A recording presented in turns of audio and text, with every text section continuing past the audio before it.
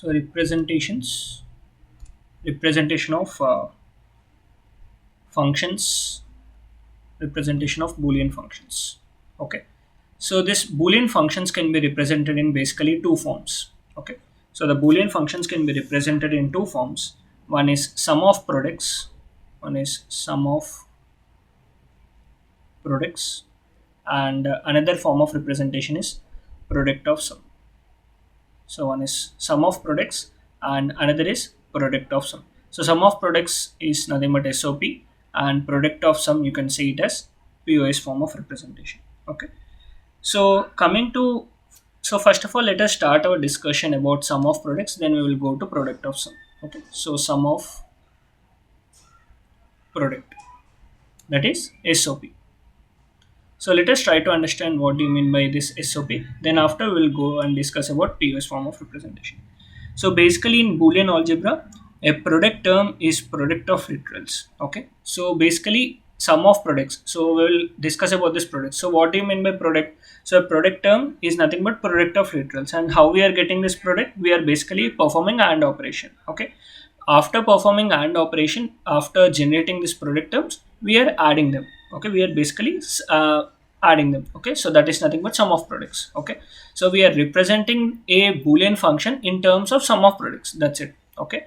For example, the product terms examples may be AB, or let's say you can also say AB bar. Okay, A bar, B bar. So these and all are your product terms. So these and all are your product terms. And in the case of SOP form of representation, what you're doing, let's say suppose if we have a function of y of a comma b comma c. So this is a function of three variable a comma b comma c. If you want to represent this in SOP form of representation, how you are representing product terms, you are ORing them. Okay, you are basically making OR operation between these product terms, AB plus BC plus AC. This is a random function which I have written. So this is being represented in a SOP form of representation. So this is how we are going to represent any Boolean function in SOP form of representation. Okay. So the sum of product expression may contain a single expression, single term also. For example, y of a comma b comma c. So this can be also y of a comma b comma c, which is equal to eb. So this is also SOP form of representation only. Okay. So this is also SOP form. So this is how we are going to represent any function in SOP form of representation. Now coming to next type of representation, which is known as product of sum. So product of sum. So what is this product of sum or POS? Here we are going to have some terms and we are going to make a product of them. Okay. So for example, the sum terms are, it can be a plus b, or it can be x plus y, or it can be m plus n. So these are all your sum terms. Okay. So what we are doing, for example, if we have a function of m and q, if we have a function of m and q, then what we are doing, m plus n into n plus q into m plus q. So this is nothing but our product POS form of representation. So we are basically representing this function in POS form of representation. Okay. So that this is our POS form of representation. So I hope up to here it is clear, right? So let us try to understand one more terminology here, standard or canonical form of representation. So let us try to understand what do you mean by standard or canonical form of representation. So let's say if we have a function of f of a comma b comma c. Sir, what is this function of a comma b comma c? I cannot understand. So if you want to visualize this, so you can take a black box. So this is a black box. This is a, what do you mean by black box? A black box is nothing but we cannot see what is the circuitry which is present inside this design. Okay. So this design is having three inputs, A, B and C. Okay. And this is our output Y. Okay. So this output Y is a function of A, B and C. Okay. So output Y is a function of A, B and C. And if I try to write down the equation, so some random equation I'm writing, okay, according to the behavior of this design, this black box, we don't know what is the circuit which is present inside this black box. Just I'm writing the equation for my output Y, that is nothing but AB plus AC plus BC. I am representing my output of this particular black box in SOP form of representation. I am representing the output of this black box in SOP form of representation. So this is SOP form of representation. Now, so is this standard or is this a standard form which I have written the output? So this SOP form of representation which I have written here, it is not a standard or canonical form. I will write down here the expression y is not a standard form. Why it is not standard form or canonical form? Why it is not said to be standard or canonical form? Because if you observe this SOP form, we have three product terms. Okay, basically we have three product terms. So in the first product term, the literal C is missing, and the second product term, the literal B is missing, and in the third main term, and in the third product term, literal A is missing. Okay, so that's why it is not said to be standard or canonical form. If a function is said to be a standard or canonical form, if each and every term will contain all the three literals, then only it will said to be a standard or canonical form, or else it is not said to be a standard or canonical form. Okay, for example, I will write down here.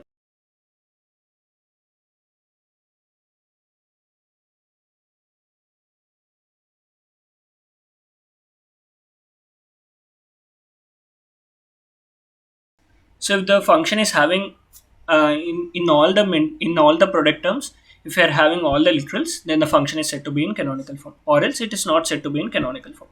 Okay, for example, if we have a function f of mn p, which is equal to m bar n plus mn p bar plus mn m bar n bar p bar.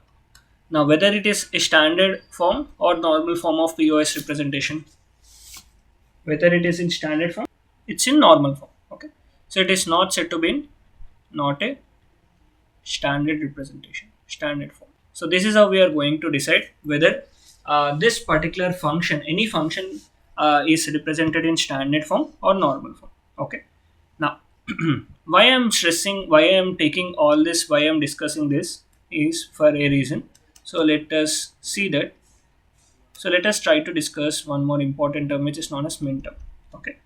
So min term is nothing but each product term in standard SOP form is called as min term. Okay, I will write down here each of the product term.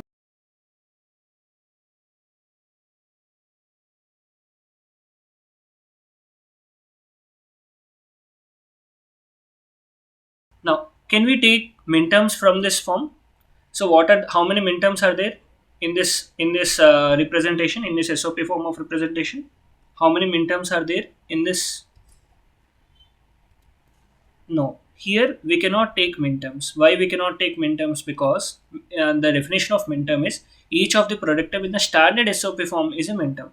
Is this a standard SOP form? This is not a standard SOP form. Okay, so this is not a standard SOP form. So from this we cannot take the min terms directly. Okay, so what we have written the definition for min terms, each of the product term in the standard SOP form is a min term. Okay, so I will write down here. So if we have a function like f of m comma n comma p, which is m bar n plus mn p bar plus mn, so this is not a standard form. So okay, not a standard form. So we cannot directly find the min terms from this. We cannot directly find the min terms. Okay, so what we should do for finding out the min terms, we need to convert this into standard form, and then we can find out the min terms from this equation. Is this clear? Up to here, is it clear? So for a n variable function, I will write down here for n variable function. So how many min terms can be possible? So for a n variable function, can anyone tell me how many min terms can be possible? So for a n variable function, they can be 2 power n min terms possible. Okay. So for n variable function, they can be 2 power n min terms possible. Okay.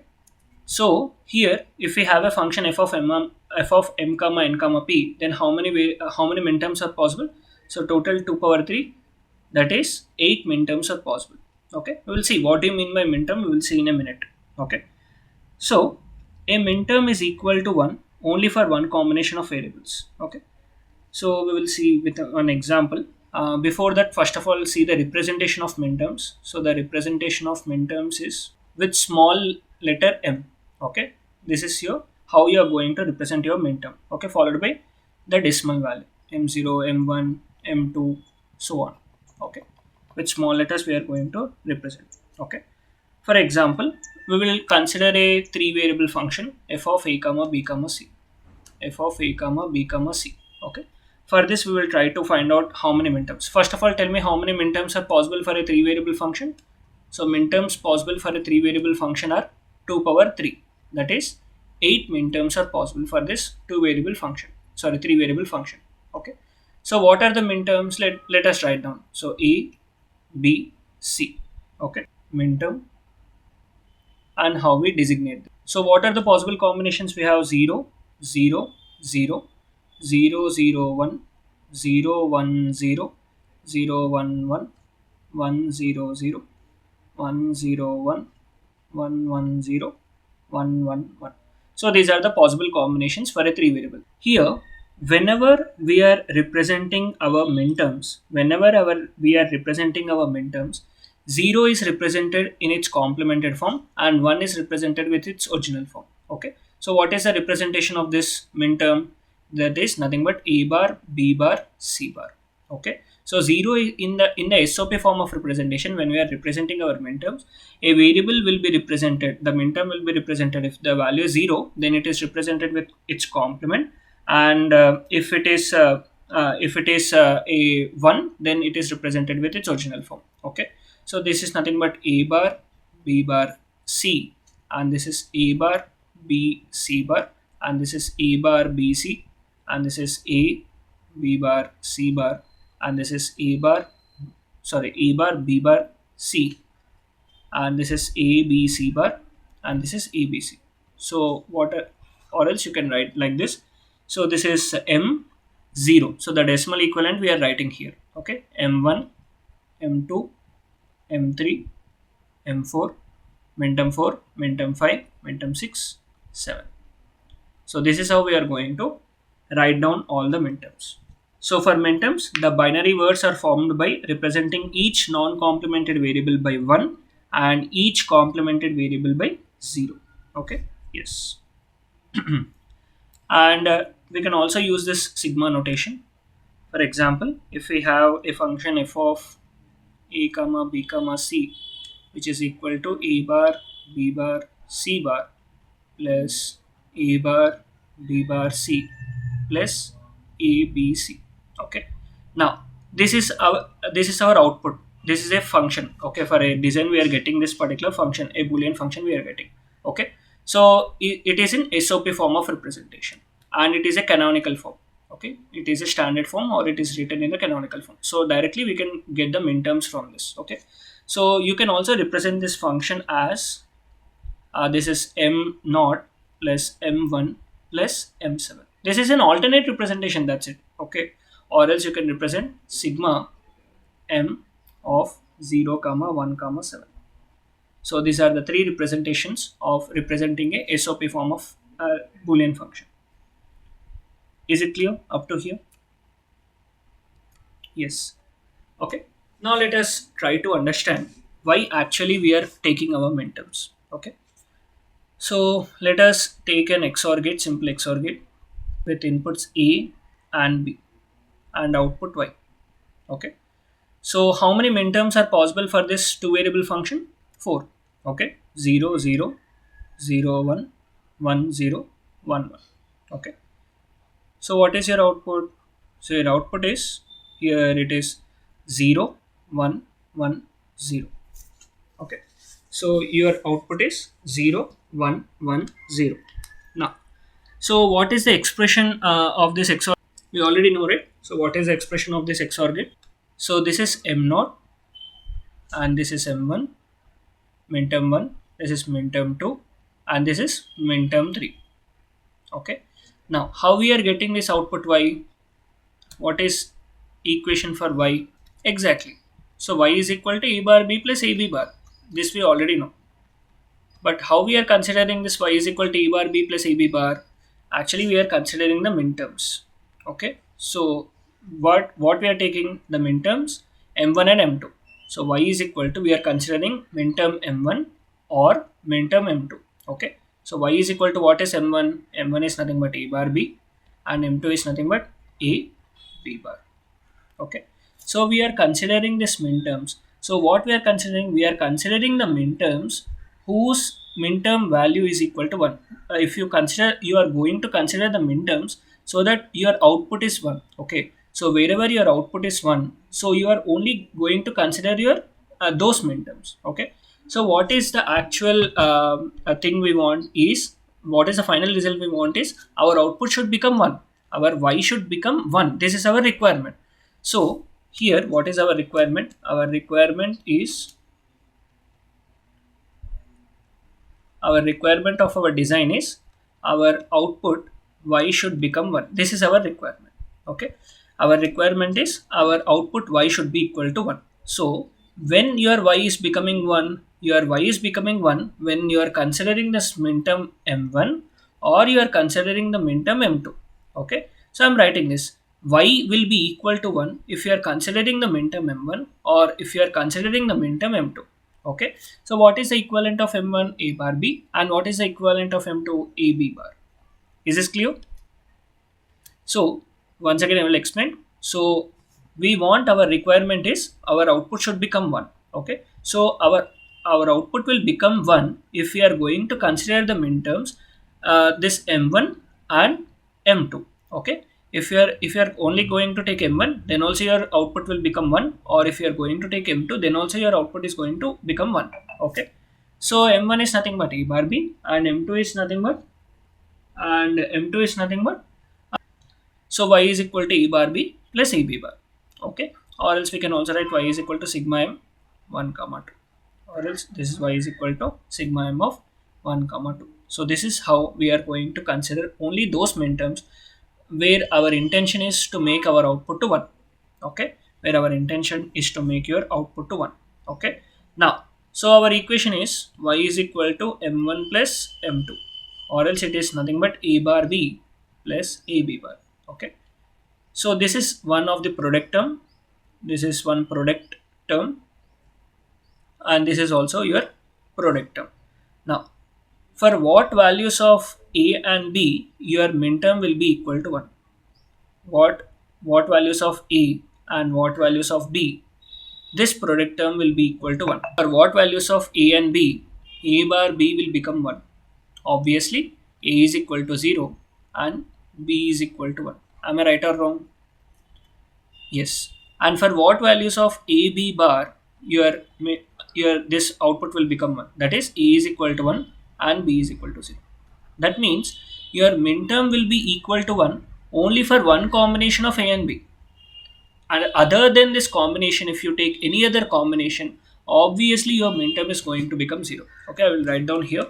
So for only one combination of a and b, only one combination of a and b, the minterm will be equal to 1. So for only one combination of a and b, here the output will be equal to 1. No any other combination is present. Okay. So this is how we are going to design our circuit and consider our minterms accordingly. So basically each sum term in the standard is POS form is called as a max term. Okay. So each sum term,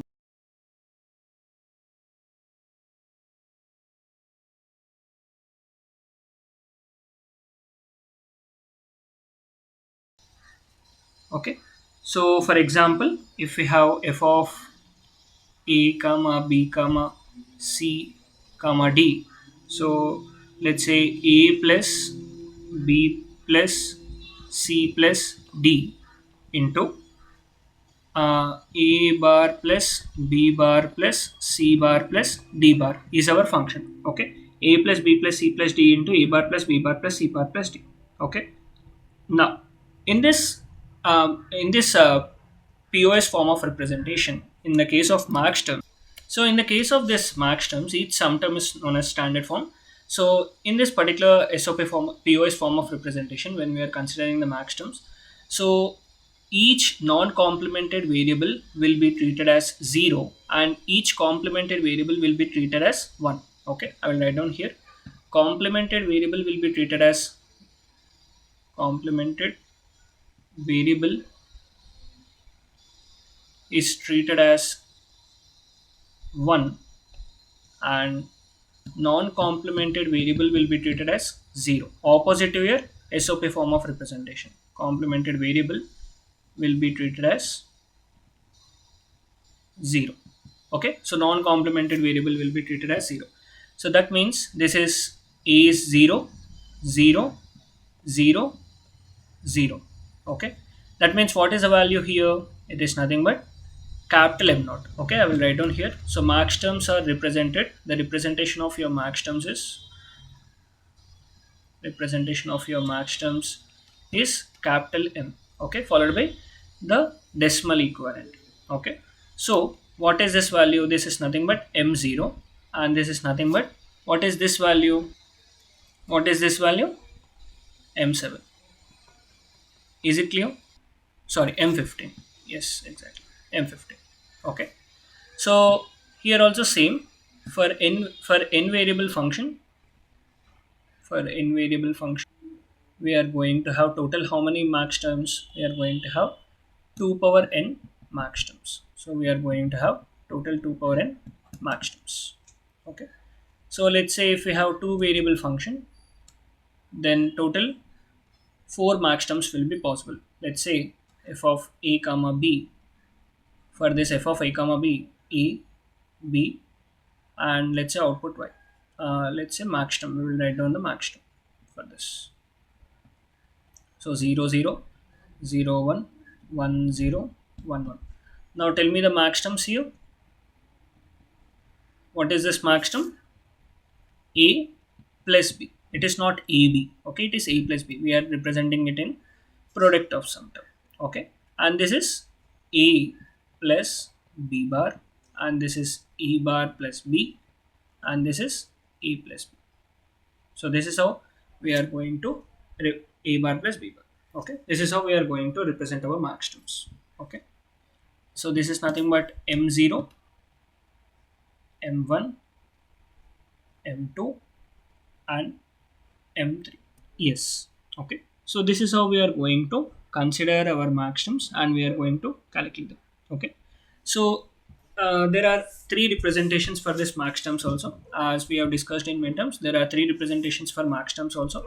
So you can represent a function f of a comma b as a bar plus b bar into a plus b like this in SOP form of represent in POS form of representation, or else you can represent f of a comma b as what is a bar plus b bar? You can refer this a bar plus b bar is m3 into what is a plus b? A plus b is m naught. Okay, so this is second form of representation, or else you can use pi notation f of a comma b, which is equal to pi m 3 0 comma 3. Okay, so these are the three representations for representing your max terms. So we will take one simple example and we will try to understand one more important concept here. So 0, 0, 0, 1, 1, 0, 1, 1, 0, 1, 1, 0. Okay. Now our aim is to find out when our circuit output is equal to 1. Okay, our aim is to find out when our circuit output is equal to 1. When is our output is equal to 1? So for considering when is our output is becoming 1, should we consider min terms or should we consider max terms? To find out when is our output becoming 1, should we consider max terms or should we consider min terms?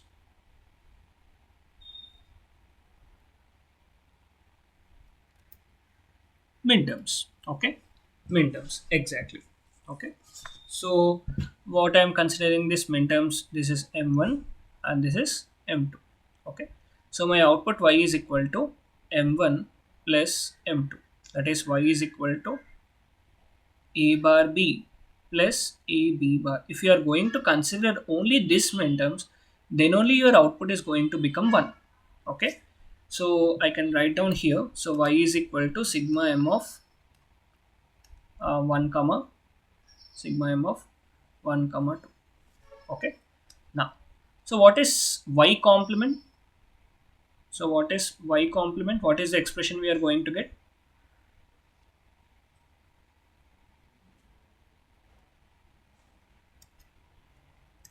So y is equal to a bar b plus a bar b plus a b bar.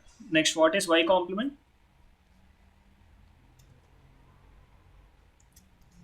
Y complement is nothing but, can I write a bar b bar plus ab?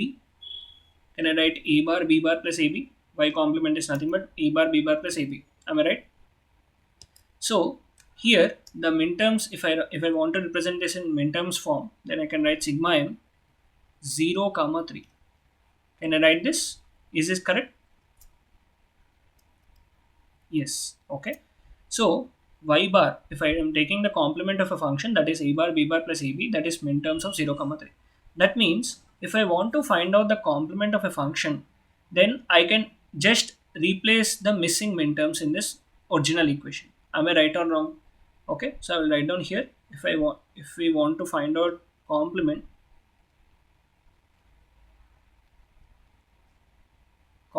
of a function, complement of a function,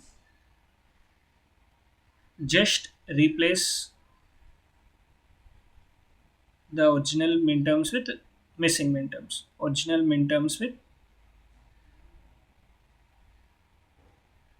missing minterms. Then we will get our complement of a function. Missing minterms. So what we are getting here, y bar is equal to a bar b plus ab. Okay, that is nothing but sigma m of 0 comma 3. So this is y bar. Okay. Now, so if I want to find out y, then what I am going to do, I have y bar. I have y bar, that is a bar b plus a b, a bar b bar plus ab, that is sigma m of 0 comma 3. Sigma m of 0 comma 3. Now if I want to find out the function y, then I am going to complement this again, so that it will become y, that is nothing but a bar b bar plus ab the whole bar. Okay, so that means what it will become, a bar b bar the whole bar into ab bar. Now if you solve this, what we are going to get here, it is nothing but a plus b into a bar plus b bar. Now what is a plus b? What is a plus b? A plus b is nothing but, what is a plus b? You can refer the table if you want. So a plus b is nothing but capital M naught. Okay, a plus b is nothing but capital M naught into, what is a bar plus b bar? Capital M3. So that means my sigma m 0 comma 3 complement is nothing but pi m 0 comma 3. Can I say this? Can I come to this conclusion? So if I am complementing my minterms, then I am getting my max terms. Am I right or wrong? Yes or no? So that's about the introduction of your SOP and POS form of representation. So in the next session, we will discuss about K-maps and how to 2 variable, 3 variable, and 4 variable, and 5 variable also we will see. Okay, so how to solve this. And in next session, we will complete the introduction to K-maps, and tomorrow is Thursday, right?